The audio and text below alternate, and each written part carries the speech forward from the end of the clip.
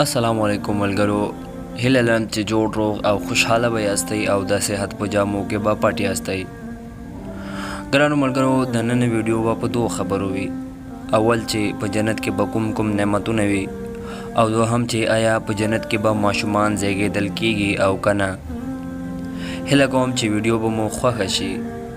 ګرانو ملګرو، له ویډیو شروع کولو نه مخکې له تاسو څخه هیله کوم که زموږ چینل مو تر اوسه نوي سبسکرایب کړی نو سبسکرایب یې کړئ تر څو زموږ هر نوې ویډیو تاسو ته ورسیږي.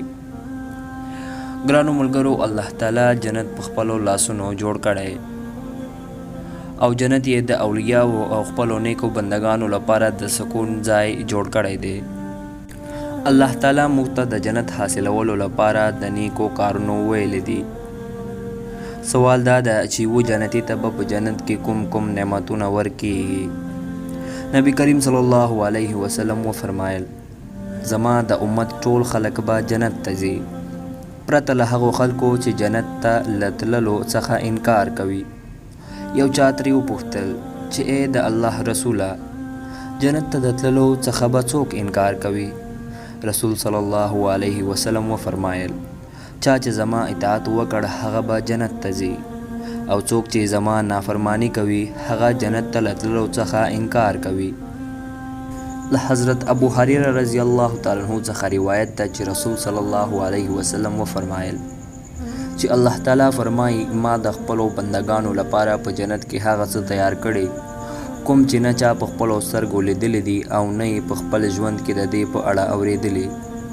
هر څوک چې جنت ته داخل شي په نعمتونو کې به اوسي، هیڅ پریشانی وي او غمونه به نه وي ورسره، همیشه به خوشحاله وي او هیڅ کله به هم ورته مرګ نه راځي او نه به یې کپړې زړیږي او نه به یې ځواني ختمیږي.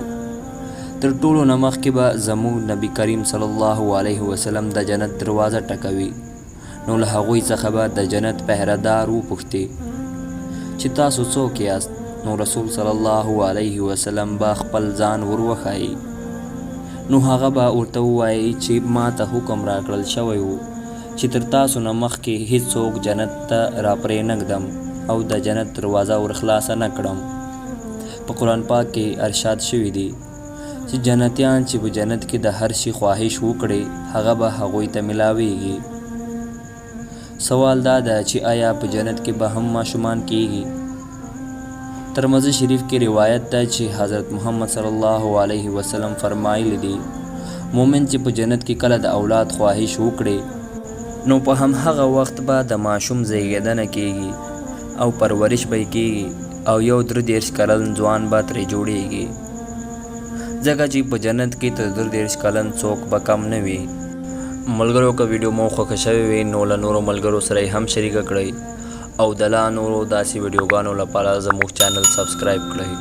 تر بلې ویډیو موږ ته اجازت راکړئ. د الله په امان.